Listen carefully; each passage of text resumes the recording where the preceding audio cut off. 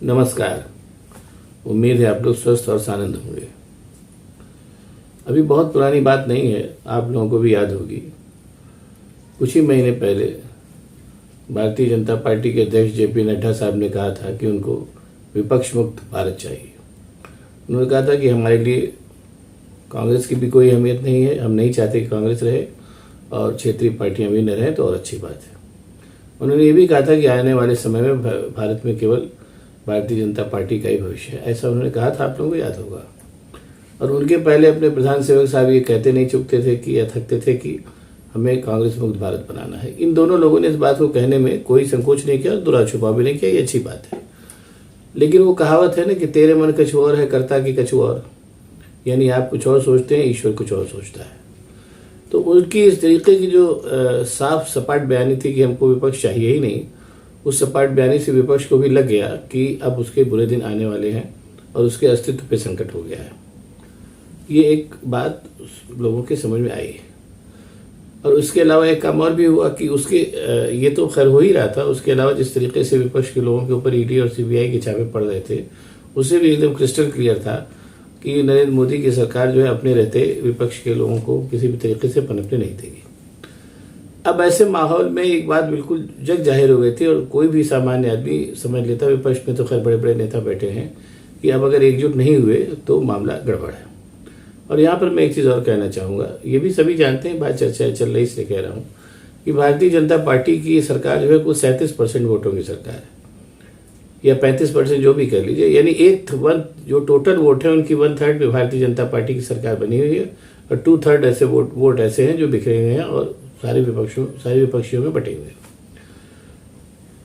इसीलिए आप लोग और करिएगा, किया भी होगा आप लोगों ने कि जो तरह तरह से जाति के, धर्म के और क्या नाम है, इस तरीके के तमाम जो झगड़े और क्या नाम है क्रिएट करती है भारतीय जनता पार्टी, उसके पीछे मकसद केवल ये रहता है कि ये जो 2/3 वोट बैंक है ये बटा रहे। आप उठा के देख लीजिए, आप लोग जितने भी जो क्या नाम है चैनल्स पे डिबेट आते हैं, उनका सबका भी जो मुख्य मकसद होता है कि लोगों में मनोमालिन्य और विद्वेष फैले, ताकि भारतीय जनता पार्टी का जो 35 से 37 वोट बैंक है वो सॉलिड रहे, बाकी लोग बिखरे रहे। इस चीज़ को जाहिर सी बात है विपक्षियों ने भी समझा ही होगा और बहुत पहले से विपक्षियों की एकाकी कवायद शुरू हुई। नीतीश कुमार आगे आए, उधर आपके जो शरद पवार साहब वो आगे आए और वो सिलसिला चल निकला। उसी सिलसिले की तारीखिक परिणति जो है वो 23 जून को पटना में होने जा रही है, जिसमें नीतीश कुमार के सानिध्य में लगभग सारे विपक्षी दल, उसमें नीतीश उसमें शामिल होंगे, उसमें केजरीवाल भी हैं, उसमें ममता बनर्जी भी हैं, उसमें आपके क्या नाम है ये स्टालिन भी आएंगे और तमाम, और क्या नाम है राहुल गांधी तो विदेश से लौटने के बाद आएंगे ही, और जितने भी हेमंत सोरेन है, सब जितने भी विपक्ष के बड़े बड़े नेता हैं वो सारे के सारे उसमें शामिल होंगे और उसके बाद आगे की भविष्य पर रणनीति पर चर्चा होगी। ऐसी बातें सामने आ रही। अब यहाँ पर जाहिर सी बात है कि चर्चा का विषय क्या होगा, तो ये भी बड़ी सी सिंपल सी बात है कि 2-3 परिस्थितियां आगे आने वाले चुनाव में हो सकती हैं। जो स्थिति दिखाई दे रही है कि अधिकांश राज्यों से धीरे धीरे भारतीय जनता पार्टी विदा होती जा रही है। अभी कर्नाटक से विदा हुई और जो मध्य प्रदेश और क्या नाम महाराष्ट्र और छत्तीसगढ़ के जो चुनाव होने वाले हैं, इससे भी भारतीय जनता पार्टी के विदा होने की आशंका जताई जा रही है। वो जैसा दिखाई दे रहा है हो भी जाएगी। आखिर छत्तीसगढ़ में तो ऑलरेडी कांग्रेस की मजबूत सरकार है, कहा जा रहा है कि छत्तीसगढ़ फिर कांग्रेस सरकार आएगी, जैसा आकलन आ रहा है, जैसा लोग बता रहे हैं। तो अब ऐसे में जाहिर सी बात है कि जब ये 2-3 राज्य और हाथ से निकल जाएंगे, तब तक 2024 के पहले तक स्थितियां और ज़्यादा खराब हो जाएंगी भारतीय जनता पार्टी के लिए। अब ऐसे में जो है वो 3 स्थितियां, संभावित स्थितियां बन सकती हैं, जिन पे मेरा ख्याल है विपक्षी चर्चा करेंगे। पहली चीज़ तो वो ये चर्चा करेंगे भाई विपक्षी पार्टियों का क्या है कि वो अपनी अपनी जगह पर सॉलिड है। जैसे मुलायम सिंह यादव की जो समाजवादी पार्टी है उसका उत्तर प्रदेश में प्रमुख स्थान है। शरद पवार की जो राकांपा है वो महाराष्ट्र में प्रभावी है। शिवसेना का जो उद्धव ठाकरे गुट है वो महाराष्ट्र में वो भी प्रभावी है। हेमंत सोरेन जो है वो आज झारखंड में प्रभावी है। तो ये सब सारे लोग जो हैं अपने अपने राज्यों में प्रभावी है और कांग्रेस कमोबेश लगभग पूरे देश में प्रभावी है। तो ऐसे में एक तो ये समझौता और ये मेरा ख्याल है उसमें सामंजस्य वो लोग आपस में बैठाएंगे कि कैसे चुनाव लड़ें कि कोई भी वोट जो है वो बिखरे ना विपक्षी पार्टियों में और कांग्रेस में, और विपक्षी पार्टियों में जो 2-3 धड़े हैं उनमें जो है वो वोट अगर बिखर वही जो वोट बिखरेगा तो वो भारतीय जनता पार्टी के फेवर में जाएगा। ये चीज़ न होने पावे इसके लिए जो भी संभावित समाधान होंगे या जो भी संभावित तरीके होंगे उस पर मेरा ख्याल है 23 जून को परिचर्चा होगी। ये तो हुई एक बात। और अब दूसरी बात ये होगी कि मान लीजिए इसके सब के बावजूद, मान लीजिए विपक्षी एका के बावजूद जो है वो भारतीय जनता पार्टी जो है सिंगल लार्जेस्ट पार्टी के रूप में सामने आती है, तो ऐसे में 2 स्थितियां हो सकती हैं कि सिंगल लार्जेस्ट पार्टी के रूप में राष्ट्रपति उनको बुलावा भेजें तो वो क्या करेंगे ये और क्या करेंगे, कैसे सरकार बनाएंगे या कैसे उनको सरकार नहीं बनाने दी जाए, इस पे भी एक विपक्षी दल चर्चा करेंगे। और तीसरी चीज़ ये भी हो सकती है कि जो जिसकी भी संभावनाएं काफ़ी हैं कि विपक्षी दल और कांग्रेस का कुल मिला करके जो है वो एक अच्छा खासा बहुमत हासिल हो जाए।